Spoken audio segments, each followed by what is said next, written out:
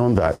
And that's why his own ability to appeal to them, to make them to see that the man is a link, is more of me than he. So this was going to help if the president can work on their mind. And we'll still talk about that in the course of our discussion when the other guests are that, because that's one of our major topics that we will look into. But let's go to other stories making the rounds from the pages of Punch newspaper for today. Tribunal, again, LP, INEC. Okay, LP, INEC lawyers clash over poll materials. This has been going on for back and forth. LP still insisting that Mr. Peter Obi actually won the election, but be that as it may, we'll keep our fingers crossed concerning tribunal matters. I don't really want us to double, but whatever it looks like, we will see what it is at the end of the day. Family demands justice for slain Lagos cop, tackles Nigerian army. Very sad there. And pilgrims' fate uncertain as Saudi Arabia set to close airspace. I don't know, maybe Barrister is intending on going on Hajj. No, okay. I didn't have the money now. All right. Federal government, that's on the top strip of the Punch newspaper. Federal government, Labour set up minimum wage committee. Yes, we spoke about this a little bit yesterday. Yeah. And this is what we're looking at. 200,000 naira proposed. But eventually, we'll keep our fingers crossed to look at what the minimum wage should look like. And I know you spoke about it at length yesterday as well. But while discussing this with some people, yesterday, look, the 200,000 naira is realistic. But I now look at the situation in the country that will Nigerian government be able to do 200,000? Yes, even if they ask 500 naira is good. But the question, like Riley puts, where's the money? Where will the government be able to get those resources and put on salary alone? Remember the other capital projects that government has to face. Remember, we're also owing, and we need to be servicing our debt. So those who are going to face the reality, we know that this government, I doubt if they can afford 400,000 as minimum wage. Because as of today, there are some states, at least 8 states, are not paying 30,000. So, and someone was even suggesting, you know, in the federation, each state will now go back and look at its resources. If you get your resources, will you put it on just salary? There are other things that needs that needs attention. For example, the health sector, the educational sector, security. So these are some of the areas that government, both the federal and the state, has to look into before just putting all their money on. Now most of the states are now going on 3 days. So those are people who are going to pay 100,000. We are not saying high. We are talking of minimum wage. So I don't think it's a dream that can become a reality. Wow. Airfares skyrocket as exchange rate hits 702 to $1.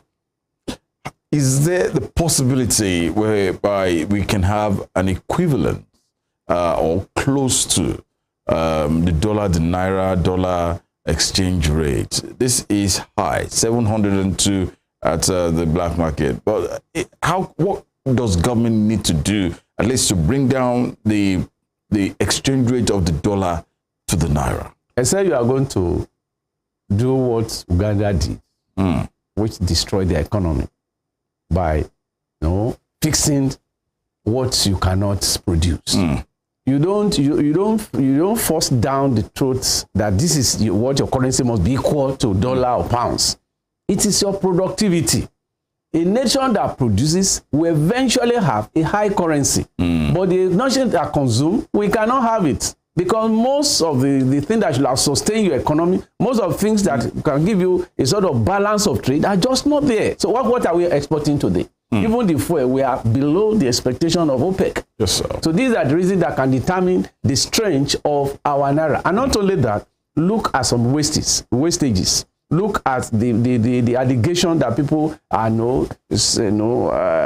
stealing our money and taking them to other countries. And when you take money, you launder your own your money into another country. Will it help your own economy? No, it's going to be a minus. It will boost their own economy. So what is boosting our economy? And then look at the policies. Look at the central government, central bank, how it messed up as if it doesn't even understand microeconomics. And so when you look all these areas, and some of the people who have made their home their vault, and when you take money out of circulation, Will you be available for people who want to borrow? And if you don't have money, how do you invest? So these are the challenges that cannot say, oh, Naira must be equivalent. You know, like the former president said, by the time we get to government, it's going to be 1 Naira to $1. It is easy to be, it's easier said than done.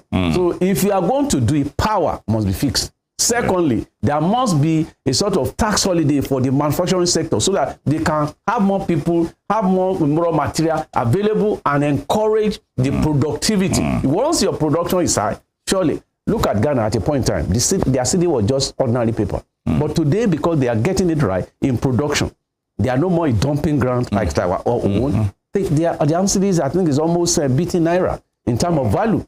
So these are the things that, and then look at South Africa. Look at can we compare our production with theirs? Just about some 6 months or less, they had problem with power. And the president suspended going to traveling abroad. And see, he starts fix the power, and then because he said that that power determined the productivity of their country. So, but here nobody bother if they bring life fire. If you don't come by, that's your own headache. It doesn't work like that. And lastly, from the pages of Punch newspaper, Tinubu woo's foreign investors meets Bill Gates, FTEL founder, bringing in foreign investors into the country at the rate at which the economy of this country is. Will they be profitable for investors to come and invest in Nigeria? One of the things the investors look at, it's your stability, political stability. Nobody will now go to Ukraine and say you want to invest. And no one will dare the Russia and said, please, can you allow us to come to your country and do it, because they are in a turmoil. So the same thing when you look around, where do you want to go invest? Is it in Borno? Is it in Nasarawa? Is it in Kaduna? So these are the things, even when most of the embassies say, please don't come to Nigeria. And in case you are coming, avoid these states. So the portfolio investor will not come until they are sure of their security. So why should you come and invest in a place where within a day the whole thing is ablaze and the people you have sent, you cannot find them? So look at what happened in Anambra about a month ago, when they were even going to assist us economically, and then people they opened fire on them. So these are the things that are going to determine. It's not that just inviting them. Just give them their neighboring environment. People will rush down here. Let's check out some other headlines from the pages of Punch, Vanguard newspaper, beg your pardon, from the Vanguard newspaper this morning, of course, which is coming to all the newspapers for today. Tinubu sacks service chiefs, dissolves boards of MDAs. MDAs, we've spoken about service chiefs. Let's look at MDAs here.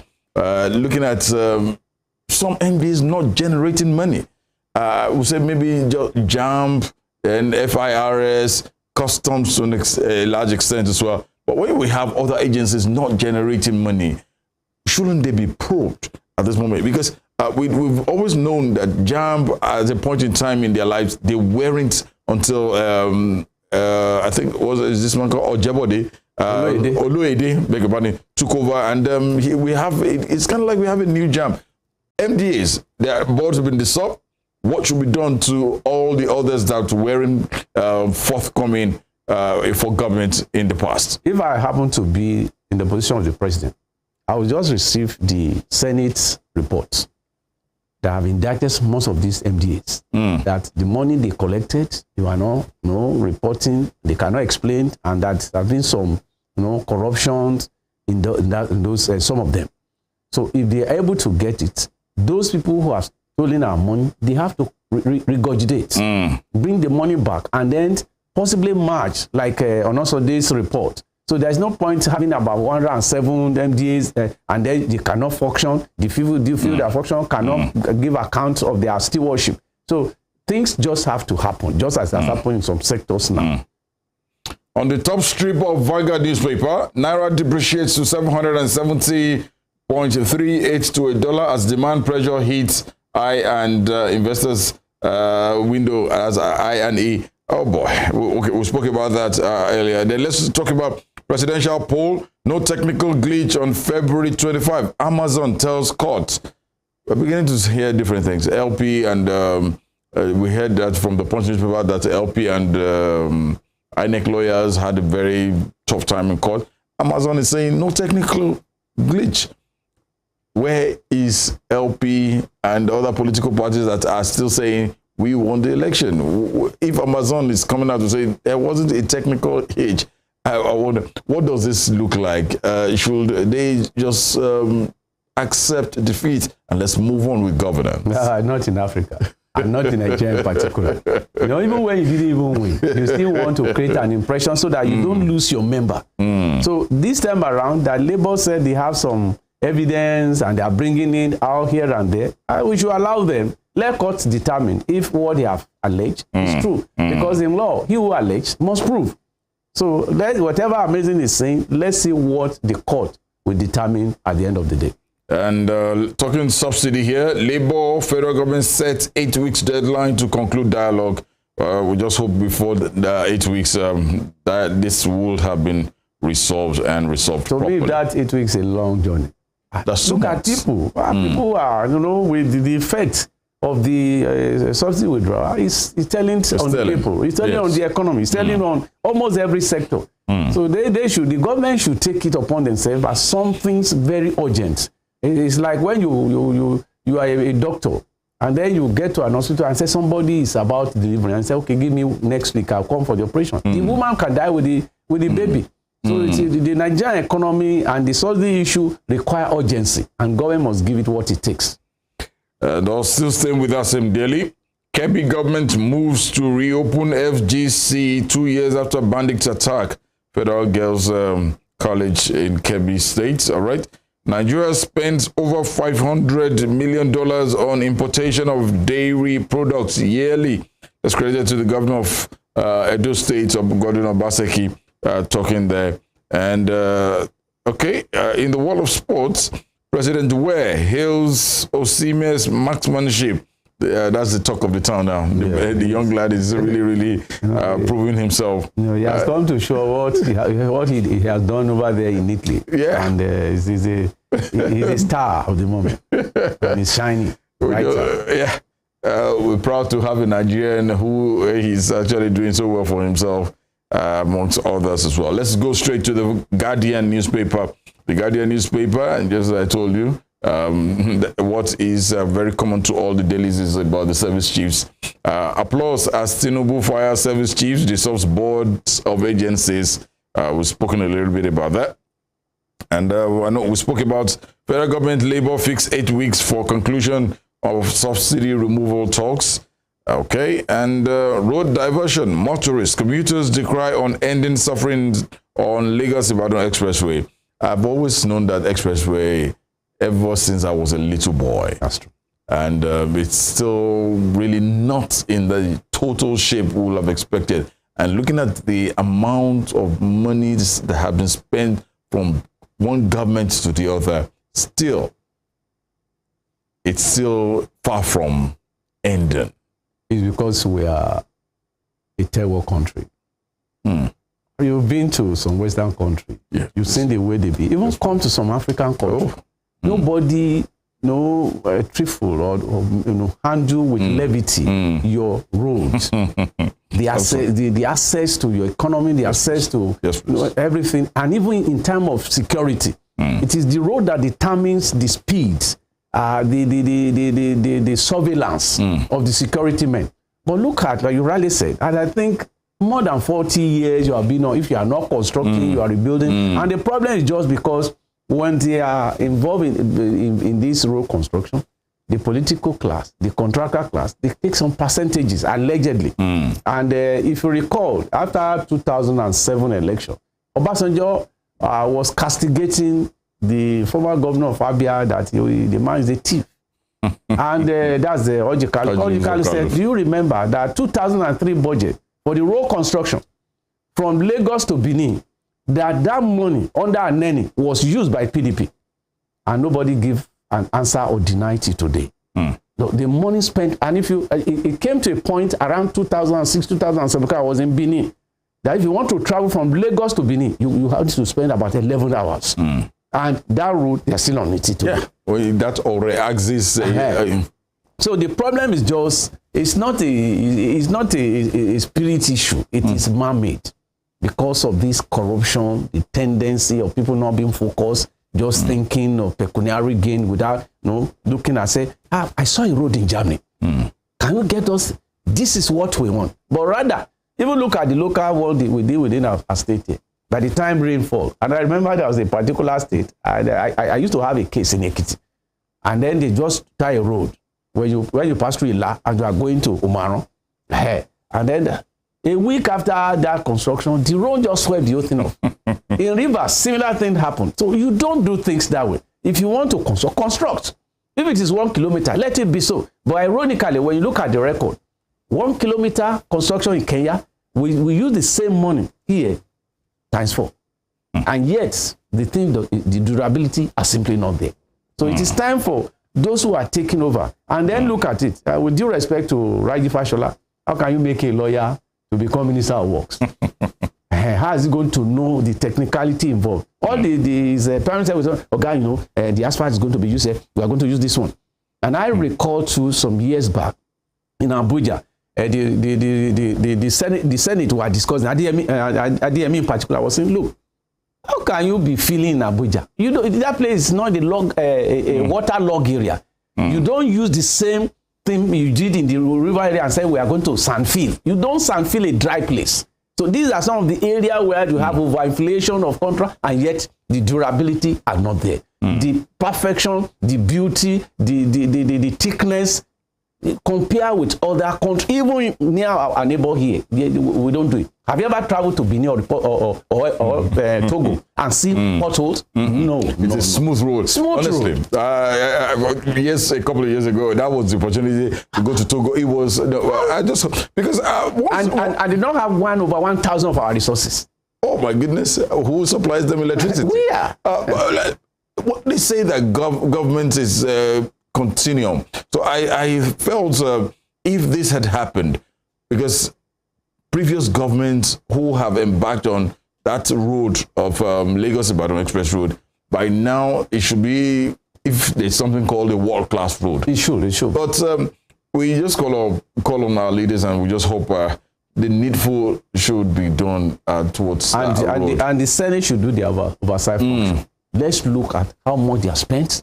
Let's look at the level of improvement they've made, and then where there is a lacuna, a shortcoming. Let's call those people who have been there and say, explain how much, when, why is you repeating? If you look at the budget issue, they will say they buy computer last year. The same officer, they will also buy computer this year. So it's likely they may be bringing up the road they have constructed at the same time saying they still want control, using the same money without moving away from the same spots. All right, quickly, let me just go straight to the pages of the Nation newspaper. I'll just take some of the other stories that we have not touched about, because most of these stories are all common to the various dailies that we have here. I want to look at President Bola Ahmed Tinubu will be traveling to Paris for a summit, a global summit. Yeah. The work of Mr. President has started in earnest. Foreign trips has begun. Then Adebutu's response struck out. If you're interested in that story, you can check it out from the pages of the Nation newspaper. And still, okay, Labour LP OB INEC lawyers clash at tribunal. There's a writer underneath that story there. It says Atiku calls 3 witnesses. We'll see what that looks like very, very soon as they go on with it. President's reforms may double GDP growth next year, says CBN Deputy Governor. His reforms in the last, it's not up to a month with Mr. President, but we've seen certain steps he's taken. And remember, the day former CBN Governor was booted out of office, all of a sudden there was a rise. Nigeria gained some momentum with the dollar and the naira, the dollar. But here we are at this moment. Yeah, we've seen that it has slumped to about 770 naira to $1. Is this? Do you see this still coming further down? Do you see it still being able to match up to the dollar, at least if not 1 naira to $1? If you have to envisage, what do you think it should look like to each other, corresponding to each other? To run a modern economics, you need to be strategical, you need to be flexible, and you need to be able to understand the market forces. So if the few measures the president has taken has affected positively on the stock exchange and some other area. And then a week now, we are realizing that Naira is nosediving. So it's like a patient. When you apply one drug and it's not effective, you change to another one. So that's why I said in the economic process, one has to study, one has not to be rigid. You have to be, and that's where Emefiele misses it. Once he's taking a measure, even people are even groaning, he just remains stagnant. No, you don't do that. You have to be dynamic and then move with the market and then be at the game, not the market determine what you are going to do. It's you, because you have a focus, you have a mission. So your ability to focus and then use the available data to get your resources will determine what will be the outcome of the future economic direction. Before we go on newspaper review segments this morning, there's this story on the bottom strip of the Nation newspaper. Ozee Kome saying, allow doctors access to Kanu. What should be done about Nnamdi Kanu's case? Asari Dokubo visited Mr. President a few days ago and said, do not release this man. Is he a threat to the nation at this moment in time? It's not a threat to the nation. Rather, I think we are delaying resolving the Eastern crisis. The longer the young man stay there, the more they are going to be turbulent in that part of Nigeria. So, like somebody rightly said, that his case go beyond just legal issue. It has to be politically settled. It has happened before. And I remember late Ojukwu, when it went to war with Nigeria, he ran to Ivory Coast. By the time Chief Shagari came on board, he realized they need the East. And the East will not forget their son because he was a child of necessity. They went to war when they realized that the northern people were taking them for the ride. And so they have to reconcile. Pardon was granted. And Ojukwu came back, even contested to become the president of Nigeria. So Kalu must have done wrong, must have done something. But then he has a focus. And what is the focus? Give us our right. Give us what we require. If you look at the appointment now, it's a bit different from what Buhari was doing. So if we are able to bring them on board, when I mean Ben, I'm talking of the Igbos, let them feel belonging. And then you can't say you love me and you keep my son in a cell, even though it's wrong. So there must be a sort of amnesty, there must be a sort of pardon, so as to bring him back. Like in the biblical time, they say bring back Absalom. So if he's the Absalom, let the Absalom be brought back. Then all he needs to do is to be monitored and to see that most of the elders from the Igbo land, they sit with the president so that they can reach amicable settlement and then move Nigeria forward. But the longer they stay there, the more his boys and his men will not be cooperating with the president government. It's still Morning Spring live from Western Spring Television at this moment in time. I want to thank Barrister for the first segment of talking to us and analyzing for us with us this morning. When we return, we will be speaking with more men on set and via Zoom this beautiful Tuesday morning, because let's look at, let's analyze the appointments made so far by Mr. President, most especially the service chiefs, and we'll look at that aspect of the boards of MBAs that were sacked. What do you make of that move by Mr. President? Right or wrong? Is he getting it right at this moment in time? We'll talk about this when we come back after the short commercial break.